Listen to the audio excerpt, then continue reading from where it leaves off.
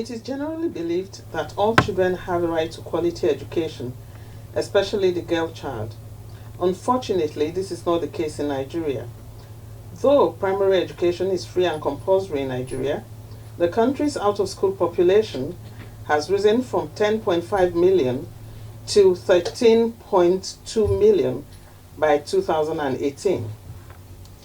According to UNICEF, 69% of Nigeria's out-of-school children are located in the northern part of the country.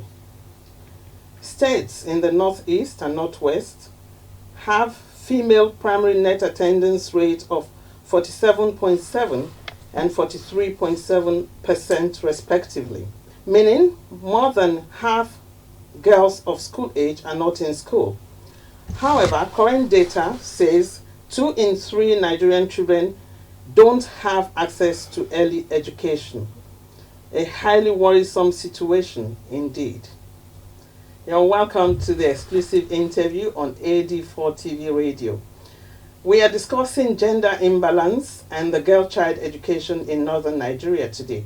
And I have a guest with me. My guest is the beautiful Rafat Salami. Thank you welcome. so much. Rafat is a gender advocate, trainer, and journalist with the Voice of Nigeria, VON, Nigeria. Thank you so much. You can also join the conversation on our social media handles at AD4TV Radio on Facebook, Twitter, LinkedIn, Instagram. We'll just take a short break now. We'll be back and we'll still be discussing gender imbalance and the girl-child education in northern Nigeria.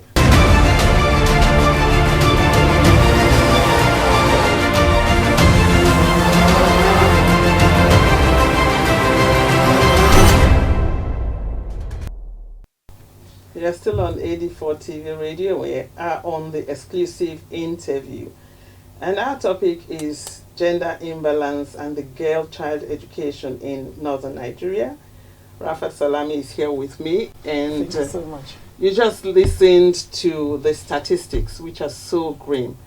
You will think that as the world advances, things will be getting better. But it's not so for Nigeria generally, but especially the north. Well, in the north, a lot of factors are, militating against the achievement or the enrollment of girl child in school. There are a lot of factors militating against the girl child.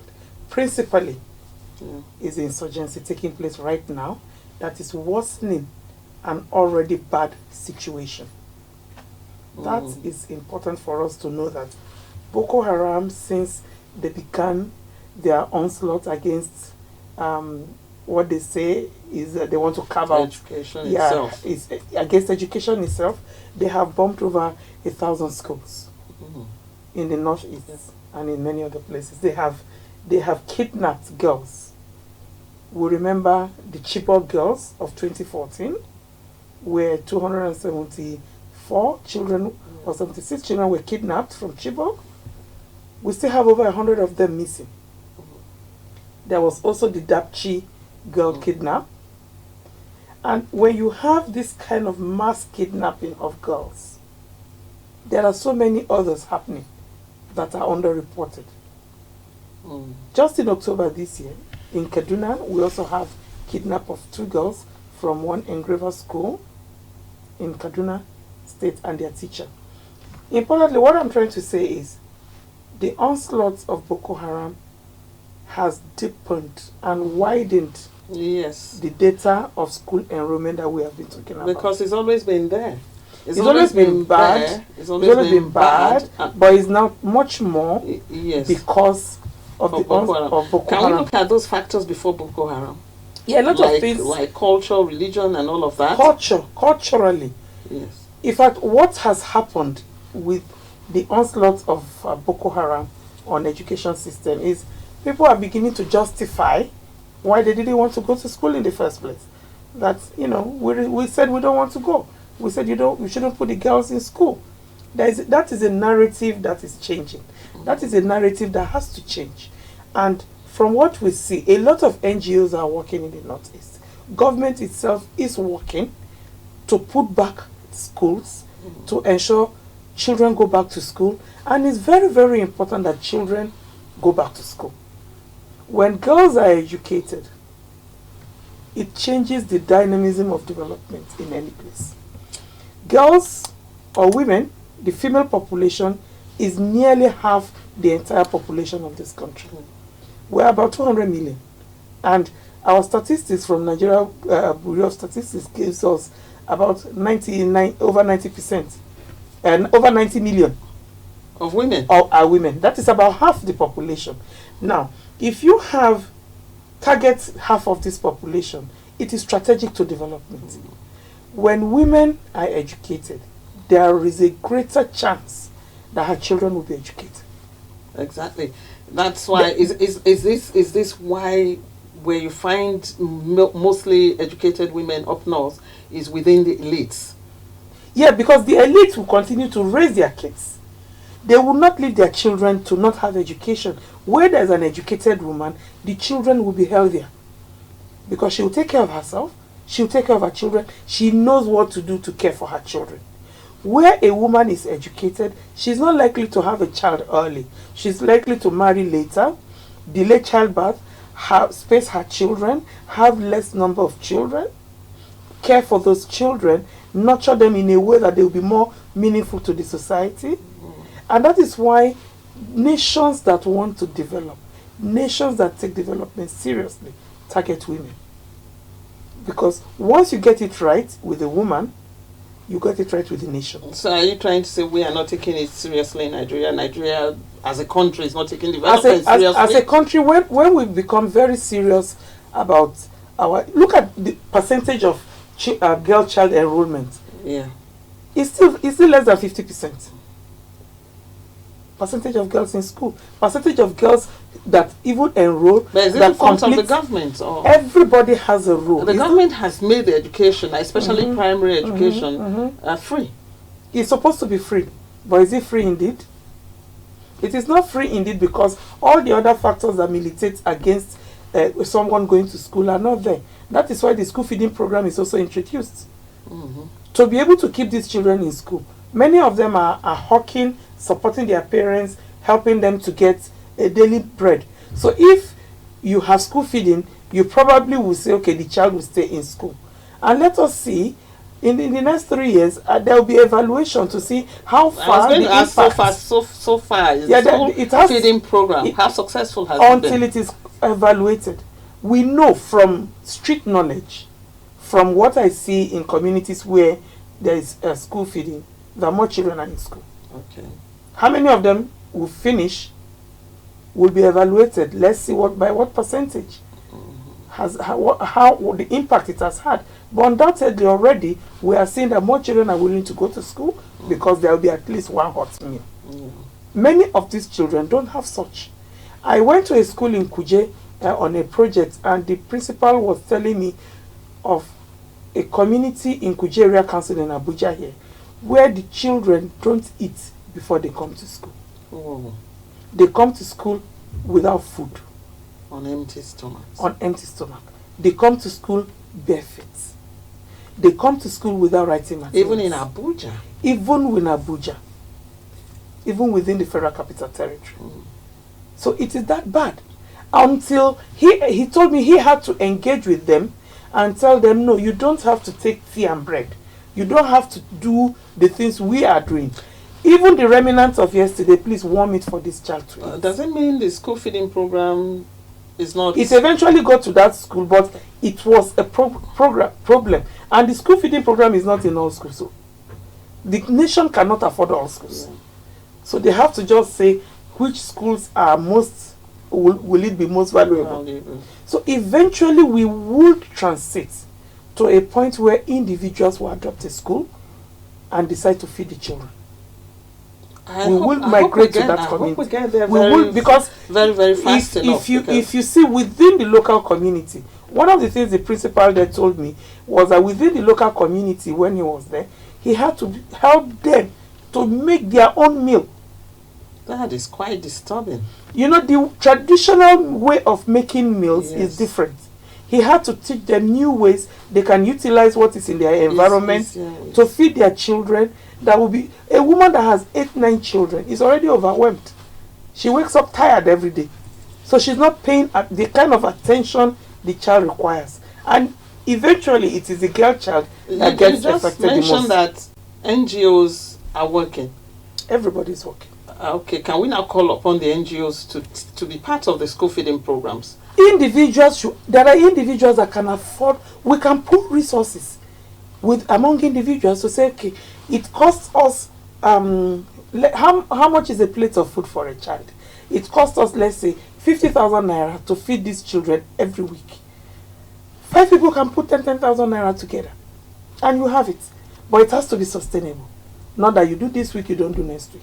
So individuals, we just need to have a creative way of ensuring that our children remain in school, they study, they graduate, and then they move on to progressive life. Because if we don't do that, the consequences of the actions, of the inactions of yesteryears are already with us here. Very, very dark consequences that we see now everywhere. Let's take a break now. You're still with AD4TV Radio. When we come back, we're still discussing gender imbalance and the girl-child education in northern Nigeria. Stay with us.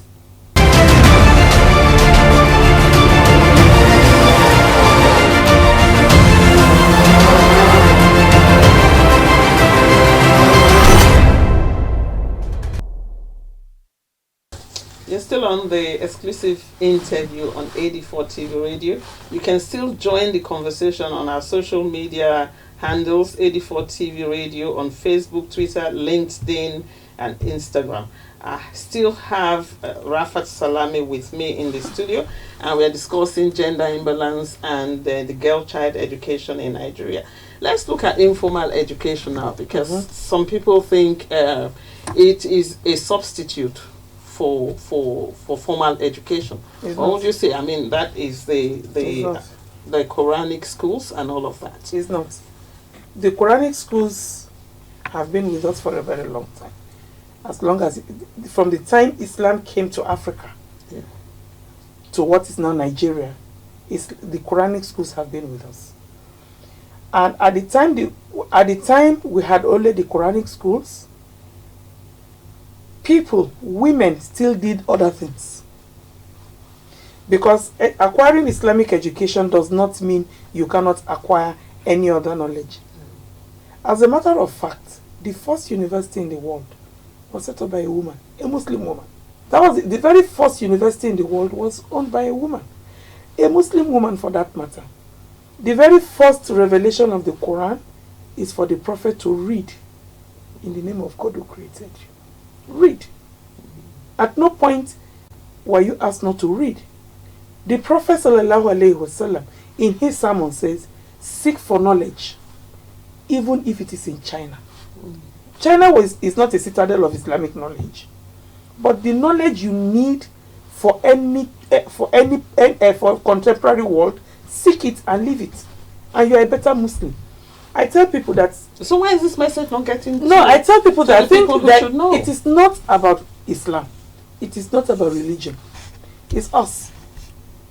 We have used religion to disempower ourselves.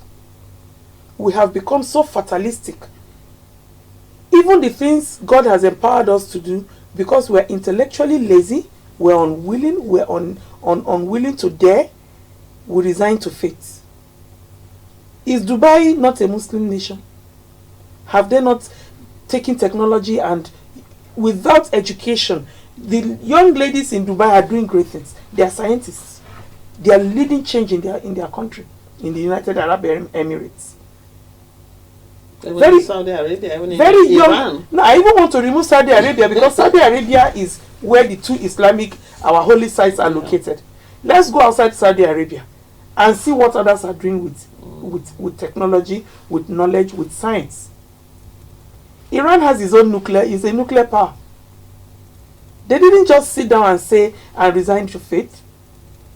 As a matter of fact, acquiring nuclear weapon, they took it from the Quran. You must use iron. You understand? That, yeah. Now, it is what you apply your knowledge to do that is the issue. We're not the only Muslims in the world. We're not the only Muslims. There are Muslims in Saudi Arabia. There are Muslims in Iran. There are Muslims in Turkey. Now, traditionally at that time, the hand industry, we used to use arts and crafts. Yeah. Women were engaged in these things, and they were making money for themselves and for their families.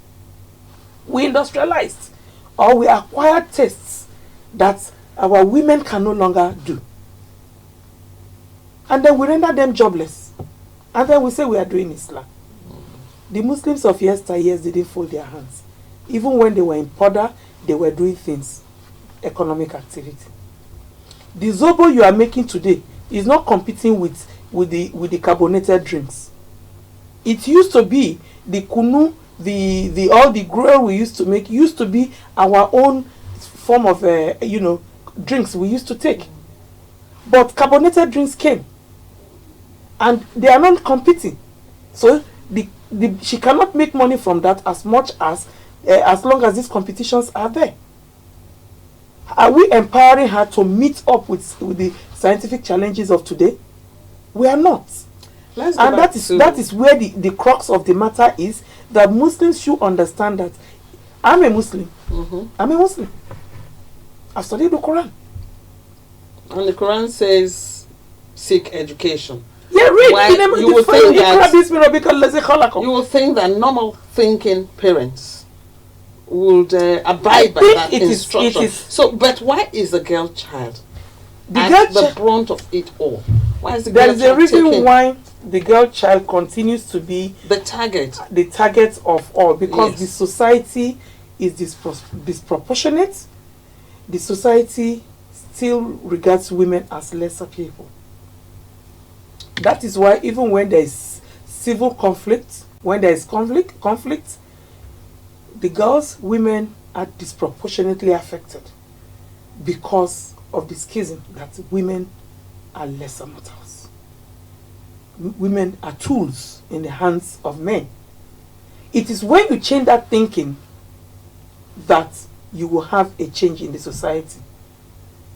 There are still men who don't believe, who don't think they should sit on a round table, on a table with a woman to discuss an issue.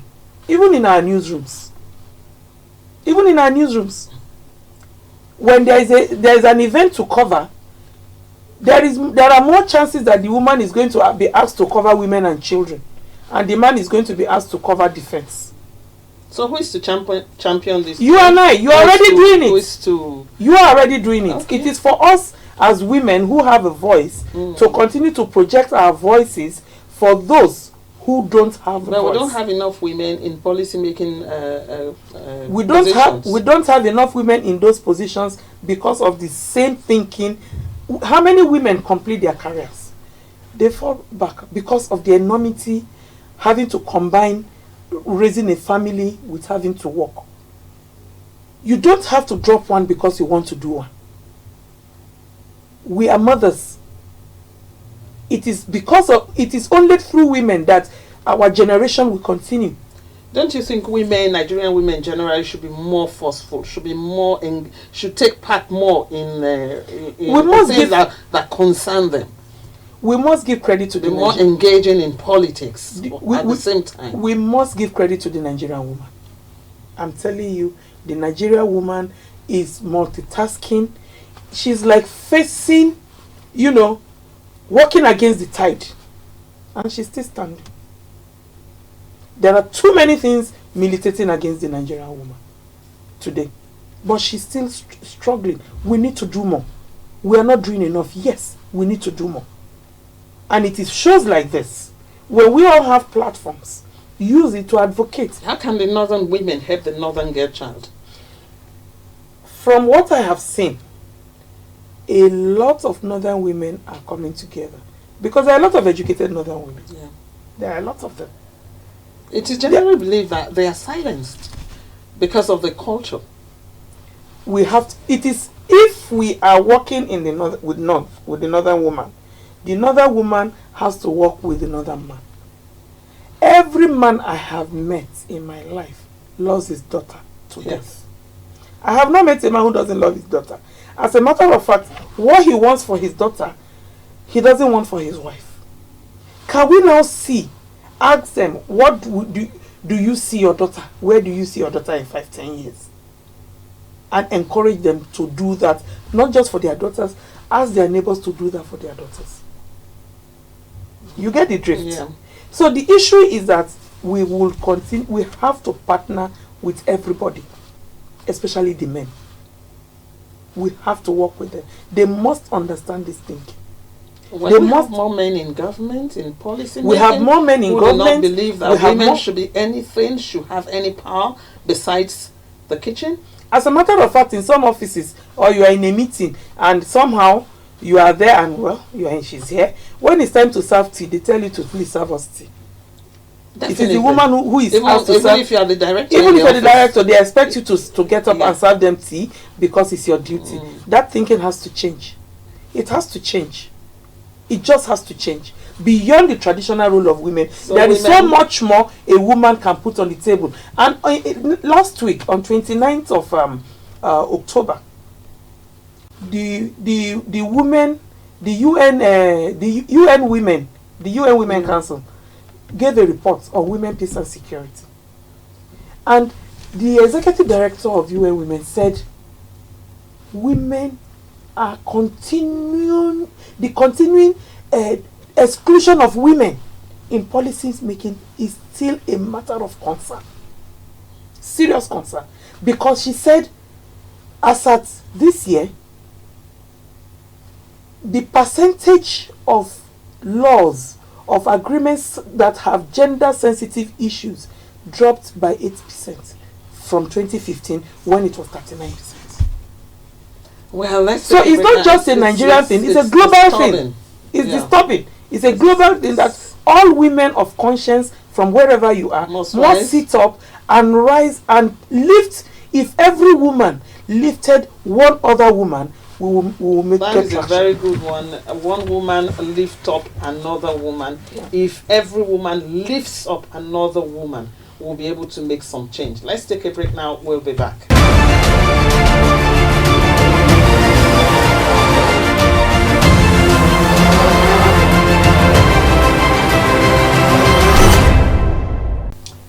You're still on AD4TV Radio, the exclusive interview, and I'm still with Rafat Salami.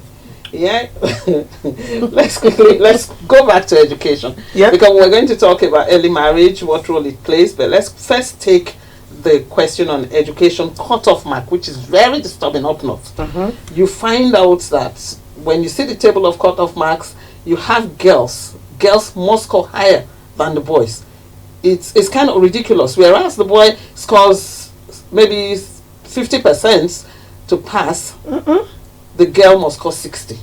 No, I am just using the that is ridiculous. Yes. I have not investigated that. It is. It is ridiculous. It is unacceptable. It's usually 8% for boys, 10% for girls. I noticed that. It's ridiculous, because I am one person who has been speaking against the issue of different cutoff marks for different sectors of this country. The knowledge you need for science is the knowledge you need for science. Yeah. Whether you are a northerner, you are a southerner, you are a Middle Easterner, you are Nigerian, you are South Africa, the knowledge for space is the knowledge for space. There is no mid-level. So we should abolish all forms of cutoff mark, of discrimination in entrance, in exam qualifiers. Let alone gender. I'm going there. Let alone gender discrimination. Yeah. It doesn't really make sense. It's obnoxious. It's actually disgusting, and I'm actually upset about it. I would read about it and see where others can also. We'll have to talk about it. It doesn't make sense. It absolutely does not make any sense. It does not. It doesn't too. Let's talk about early marriage now. As part of why, we're discussing factors responsible for the low turnout of girls in schools. Early marriage is one of them. And our loss, like we said, we don't have enough women in policy-making positions, even in passing the laws in the country, in the NAS. In 2015, we had about 8% or 7%. It has dropped. Now it has dropped to less than 5 ahead. Yes, it has dropped. And it's worrisome. It's very worrisome. You know, just suppose this with when anyway the we've age been, of consent now is 11 years old. I don't know, because though there are no verifiable statistics, there's no. I think age clear-cut of consent still statistics. remains 18. 18. But then let us look at it critically. You have the people who can report women matters are women. And if we are lucky, we have one or two men here who understand what we are doing. And they are not try to understand. No, they do. A lot of men do understand. I have men who are very committed, who understand gender issues, even much more than women. And they are projecting and promoting them. You understand? I have them, so many of them. Now, if you have less women in parliament, the legislation will also not be. You need to work extra hard to have gender sensitive legislation. Look at Rwanda. Rwanda has continued to beat its own record in representation of women. It's 64% now of parliamentarians in Rwanda parliament are women.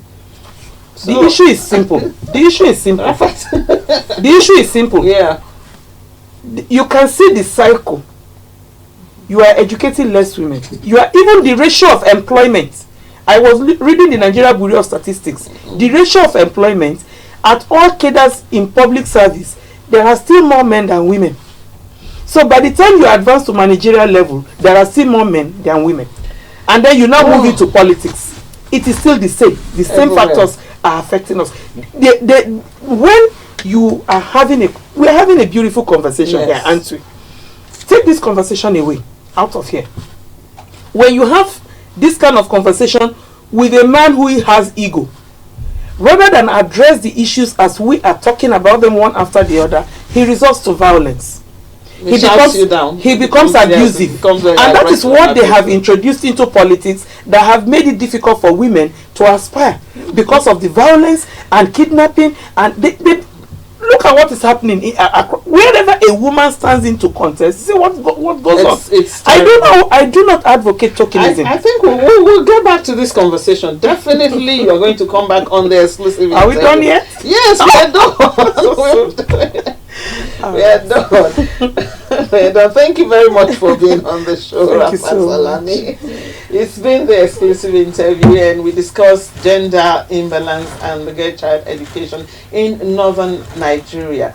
As Rafat has said, to us women, to every woman out there, to every young girl out there, when a woman lifts up another woman, it is better for the general. We'll have it good someday. We'll see you again next time. Bye.